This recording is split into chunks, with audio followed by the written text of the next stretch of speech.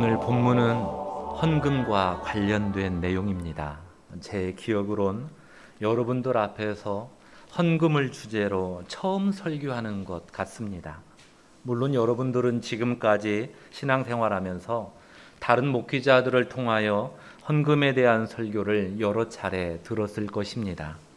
혹시 기억나십니까? 그때 헌금과 관련된 설교를 듣고 은혜 받으셨습니까? 아니면 무거운 짐으로 받아들이셨습니까? 은혜를 받았다면 어떤 내용 때문에 은혜 받았고, 무거운 짐으로 다가왔다면 어떤 내용 때문이었습니까? 헌금을 주제로 하는 설교에서 은혜 받기란 쉽지가 않습니다. 그렇기 때문에 설교자에게 있어서 헌금에 대한 설교는 언제나 부담입니다. 저 역시 이번 시간이 부담입니다. 어쩌면 이 설교를 듣고 난 후 여러분들도 부담될 수 있습니다. 과연 어떤 부담으로 다가갈지 우리 함께 살펴보겠습니다. 먼저 오늘 본문 1절과 2절을 보시죠.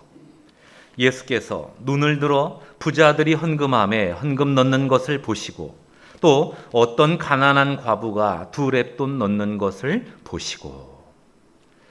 독일 화가 에기노 바이너트가 그린 과부의 헌금이라는 그림이 있습니다. 오늘 본문을 배경으로 한 그림인데 그 그림을 보면 헌금함을 기준으로 좌측에 부자 2명이 서 있고 우측에 과부 1명이 있습니다. 그리고 예수님과 제자들이 이들의 헌금 넣는 모습을 보고 있는 그런 그림입니다. 이 그림을 자세히 보면 과부의 손에는 동전 하나가 쥐어져 있고 부자들의 손에는 동전이 가득 담긴 동전 주머니가 들려 있습니다. 이 사람들의 표정을 자세히 보니 과부에게선 별다른 표정을 찾아보기가 어렵습니다.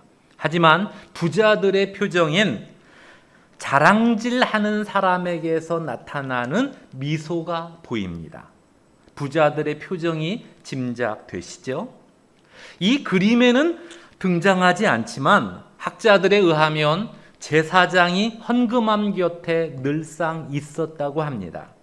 예수님과 제자들은 그날 한 번 헌금함 곁에 서 있었지만 제사장은 항시 있었으니 헌금 드리는 사람들 입장에선 제사장의 시선을 의식하지 않을 수 없었던 그런 상황입니다.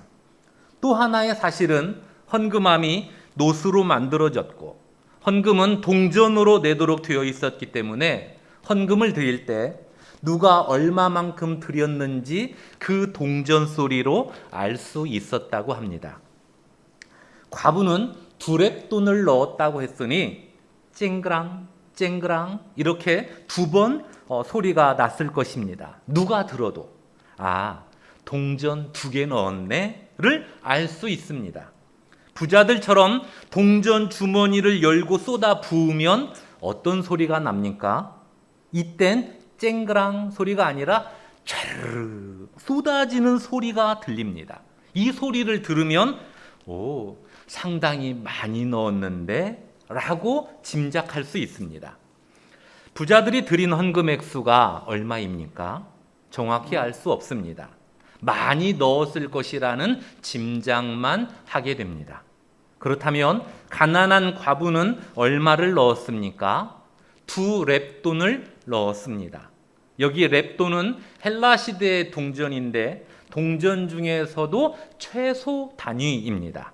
그러니까 율법에 의하면 가난한 사람은 비둘기 한 쌍을 제물로 드리도록 했습니다. 당시 비둘기 한 쌍의 가격이 약 40렙돈이었다고 하니 이 가난한 과부는 일반적으로 가난한 사람들이 드리는 헌금보다 20배가 적은 헌금을 드린 것입니다. 자, 한번 생각해 보십시오. 여러분들이 주일에 예배드리기 위하여 예배당에 도착했습니다. 헌금함에 헌금을 넣기 위해 가방을 열었습니다. 그런데 서둘러 나오느라 화장대 위에 헌금을 놓고 왔네요. 그래서 지갑을 찾아보니 지갑도 안 가지고 왔습니다. 혹시나 하는 마음에 주머니 여기저기를 뒤져보니 언제 주머니에 넣었는지 기억도 안 나는 100원짜리 동전 2개가 잡힙니다. 그때 주여 오늘은 200원을 드리오니 기쁘게 받아 주옵소서. 이렇게 기도하며 200원을 드립니까? 헌금을 안 드리면 안 드렸지. 차마 200원은 못 드립니다. 왜요? 다음 주일에 이번 주일 헌금까지 한 번에 드려야겠다. 이 마음이기도 하지만 행여 200원 내는 것을 누가 볼까봐 창피해서 못 드립니다. 그러니까 이 창피한 마음, 예수님 당시 사람들도 마찬가지였습니다.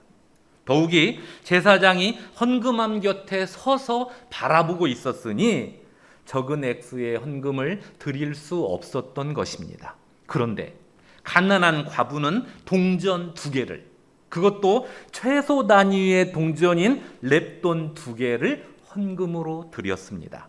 이 가난한 과부는 창피한 것을 몰랐을까요? 글쎄요. 그 과부의 심정이 본문에 나타나 있지 않으니 알 순 없습니다. 하지만 흥미로운 내용 하나가 관찰됩니다. 바로 앞에 본문인 20장 46절과 47절을 보니 당시 종교 지도자들이었던 서기관들이 과부의 가산을 삼켰다는 내용이 나옵니다. 오늘 본문에 등장하는 가난한 과부와 20장에서 언급된 과부가 동일 인물이 아닐 수도 있지만 누가복음의 저자인 누가는 이 두 내용을 나란히 배열해 놓음으로써 어떤 연관성을 암시하고 있습니다. 만약 오늘 본문에 등장하는 이 과부의 가난함의 이유가 종교 지도자들의 착취로 인한 것이라면 이 과부에겐 어떤 마음이 생길까요? 제가 강도사 시절인지 아니면 목사 안수를 받은 첫 해인지 정확하게 기억나진 않지만 그 시절 섬기던 교회에서 이런 일이 있었습니다. 회사 택시를 몰던 집사님께서 개인 택시 면허가 나왔다며 감사 예배를 드리고 싶다는 연락이 왔습니다. 그래서 담임 목사님 부부와 저 그리고 몇몇 성도들이 함께 그 집으로 찾아갔습니다. 축하할 일이었기에 모두 화기애애한 분위기에서 예배가 시작되었습니다. 그때 목사님께서 하나의 이야기로 설교를 시작했습니다. 어느 교회 집사님도 택시를 운전하는데 그분은 언제나 첫 손님이 낸 요금을 따로 모았다가 주일이면 감사 헌금으로 드렸더니 사고도 없고 일도 더 잘 됐다라는 이야기를 하시면서 우리 집사님께서도 이번 기회에 한번 그렇게 해보시라는 권면을 했습니다. 그 집사님의 반응이 어땠을까요? 그날 이후로 집사님 부부가 함께 교회에 나오지 않았습니다. 전화를 드려도 직접 집에 찾아가도 한번 다친 그 부부의 마음은 열리지 않았습니다. 저의 관점에서 볼 때 목사님은 그 집사님에게서 감사한 헌금을 더 받아내고자 함이 아니었습니다. 하루의 시작을 하나님께 감사함으로 시작하자는 쪽에 강조점을 두었던 것으로 기억이 납니다. 하지만 말씀을 듣는 집사님 입장에선 그 내용이 마치 헌금을 요구하는 것처럼 들렸던 모양입니다. 그래서 존경해 왔던 목사님에게 큰 실망을 하고 그날 이후로 교회에 나오지 않았습니다. 다른 교회로 옮긴 것도 아니었습니다. 아예 교회에 나가지 않았습니다. 비록 오해에서 비롯된 실망이었지만 이처럼 목회자에게 실망만 해도 교회에 나가기 싫은데 만약 목사의 착취로 인하여 가난해졌다면 그 마음이 어떻겠습니까? 그러니까 이로 볼 때 오늘 본문에 등장하는 가난한 과부의 심정을 우리가 어느 정도 짐작할 수 있습니다. 하나의 이야기를 더 소개하겠습니다. 제가 성장했던 교회에 저의 1년 선배와 1년 후배가 커플이 되어 결혼에 성공했습니다. 두 사람의 공통점이 많았는데 그 중 하나가 무엇이냐면 둘 다 매우 가난한 환경에서 살았습니다. 가난한 환경에서 연애를 하게 되어 결혼부터 하게 되자 남자는 자신이 가졌던 꿈을 포기하고 가정을 꾸리기 위해 공무원 시험 준비를 했습니다.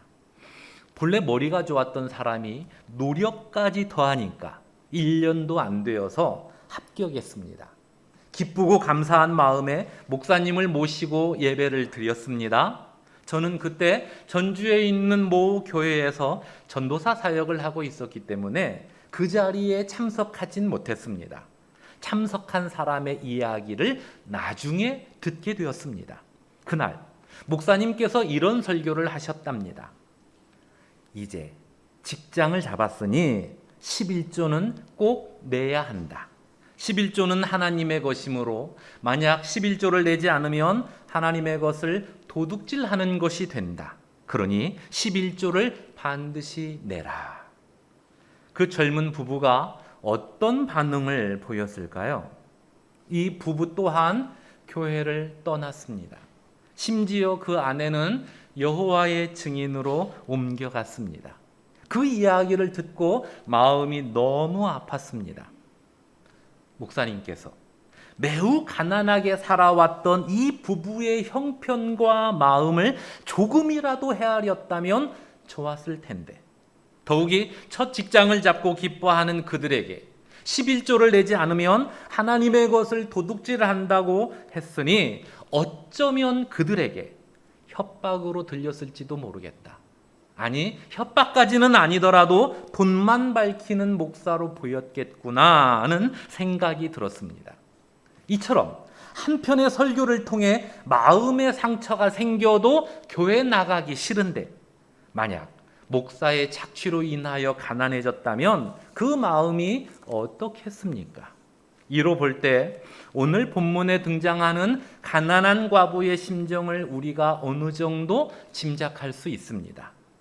종교 지도자들에게 받은 상처가 매우 큰 상태입니다.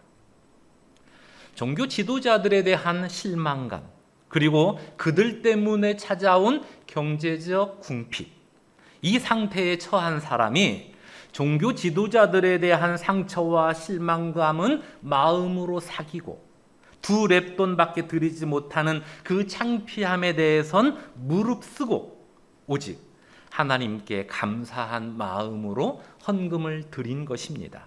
이 상황을 누가 아십니까? 예수님이 아십니다. 1절과 2절을 다시 보시죠. 예수께서 눈을 들어 부자들이 헌금함에 헌금 넣는 것을 보시고 또 어떤 가난한 과부가 두 렙돈 넣는 것을 보시고, 여기 예수께서 보시고에서 보다, 이 단어는 지나가다가 우연히 보게 되다의 의미가 아니라 목적을 가지고 집중해서 본다는 의미입니다. 즉 예수님은 부자가 헌금 드릴 때의 태도와 그 마음까지 다 보시고 아셨으며 가난한 과부가 헌금 드릴 때의 태도와 그 마음까지 다 보시고 아셨습니다. 부자들은 제사장이 보는 앞에서 또 다른 사람들 앞에서 준비한 동전을 촤르 쏟아내며 그 소리에 스스로 만족했지만 가난한 과부는 종교 지도자들에 대한 상처와 실망감은 마음으로 사귀고 두 렙돈밖에 드리지 못하는 그 창피함에 대해선 무릅쓰고 오직 하나님께 감사한 마음으로 헌금을 드렸습니다. 부자들의 헌금과 가난한 과부의 헌금, 이 양쪽의 차이가 무엇입니까? 헌금 액수보다 헌금을 드리는 마음에서 큰 차이가 나고 있습니다. 가난한 과부의 헌금은 오직 하나님께 드리는 헌금이었습니다. 이 모습과 마음을 예수님께서 정확히 아셨습니다. 이에 예수님께서 제자들에게 어떤 말씀을 하셨습니까? 3절과 4절을 보시죠. 이르시되 내가 참으로 너희에게 말하노니 이 가난한 과부가 다른 모든 사람보다 많이 넣었도다. 저들은 그 풍족한 중에서 헌금을 넣었거니와 이 과부는 가난한 중에서 자기가 가지고 있는 생활비 전부를 넣었느니라 하시니라. 예수님께서 말씀하시길 가난한 과부가 부자들보다 헌금을 더 많이 넣었다고 하셨습니다. 혹시 예수님께서 퍼센트 계산을 하셨습니까? 부자들은 현금 10억 재산을 가지고 있으면서 그 재산의 10,000분의 1인 10만 원을 헌금한 반면 가난한 과부는 3,000원밖에 없으면서도 그 재산의 절반도 더 되는 2,000원을 헌금했기에 가난한 과부가 부자들보다 더 많이 헌금한 것으로 인정해 주신 것입니까? 그렇지 않습니다. 예수님은 사람들이 통장 잔고에서 얼마의 액수를 떼어 헌금하는지 그 액수에 관심을 두지 않습니다. 또 아무개 집사가 헌금을 드릴 때 이왕이면 새 돈으로 잘 골라 바치는지, 그리고 지폐의 앞면과 뒷면, 또 윗부분과 아랫부분을 잘 맞추어 헌금하는 그 정성이 있는지, 이 부분에 대하여서도 유심히 살펴보지 않습니다. 예수님은 무엇에 관심을 두십니까? 하나님을 진실로 사랑하는지, 그리고 감사함으로 드리는 헌금인지 그 마음을 보십니다. 왜냐하면 예수님에겐 돈이 필요한 것이 아니라 우리의 마음을 기대하시기 때문입니다. 가난한 과부는 종교 지도자들에 대한 그들로부터 받은 상처와 실망으로 인해 하나님으로부터 멀어질 수도 있는 상황이었습니다. 그런데도 여전히 하나님 앞에 나아왔습니다. 하지만 가난한 형편 때문에 마음껏 드릴 수 없었습니다. 2렙돈을 헌금하게 되면 옆에 서 있던 제사장이 시큰둥하게 바라보는 상황이었다니까요. 그럼에도 불구하고 이 과부는 하나님께 감사한 마음과 사랑하는 마음을 담아 2렙돈을 헌금했습니다. 이 모습과 마음을 예수님께서 보시고 매우 흡족해 하셨습니다. 달리 표현하면 이 과부의 헌금이야말로 진짜 헌금이라고 말씀하신 것입니다. 그래서 고 김홍전 목사님께서는 헌금은 돈을 드리는 것이 아니라 우리 자신을 드리는 것이라고 했습니다. 그렇기 때문에 감사헌금 봉투에 얼마를 넣은 뒤 주여 감사헌금 드립니다, 기쁘게 받아 주옵소서로 그쳐선 안 되고 주님의 은혜 감사합니다, 그러므로 내가 삶에서 항상 감사한 마음으로 살아가겠습니다가 뒷받침되어야 한다고 했습니다. 11조란 10분의 1 개념이 아니라 10분의 10 개념이라고 했습니다. 그러니까 무슨 말이냐면 성도들 중에는 수입의 10분의 1을 낼 때 고민하는 이들이 있습니다. 이것저것 쓸 데가 많은데 10분의 1을 꼭 내야 하나? 이런 고민을 하는 분이 있고, 그러한 고민 없이 10분의 1을 정확히 계산하여 헌금하시는 분도 있습니다. 그런데 고민 없이 10분의 1을 정확히 계산하여 헌금했다 하더라도 그 모습이 온전한 11조가 되지 않을 수 있다는 의미입니다. 왜냐하면 본래 11조에 담긴 의미 때문입니다. 11조란 수입의 10분의 1은 하나님의 것, 10분의 9는 나의 것이 아닙니다. 수입의 10분의 10 모두가 하나님의 것임을 인정한다는 신앙 고백을 10분의 1로 대신하는 그것이 11조의 의미입니다. 그래서 그 신앙 고백을 따라 나머지 10분의 9도 하나님께서 보시기에 선하게 사용될 때 온전한 11조가 됩니다. 더 나아가 10분의 10 모두가 하나님의 것임을 인정하는 이 신앙 고백엔 돈만 해당되지 않고 나의 시간, 나의 재능, 그리고 나의 생명까지 다 포함이 됩니다. 즉, 나의 모든 것이, 나의 전부가 다 하나님의 것입니다는 이 신앙 고백이 11조에 담겨 있는 것입니다. 그러므로 수입의 10분의 1을 정확히 계산해서 헌금을 드리는 것보다 무엇이 더 중요합니까? 나의 모든 삶이 하나님의 것임을 인정하는 삶의 태도가 더 중요합니다. 즉, 삶을 살아갈 때 하나님이 나의 주인 되심을 잊지 않고 살아가는 것이 중요합니다.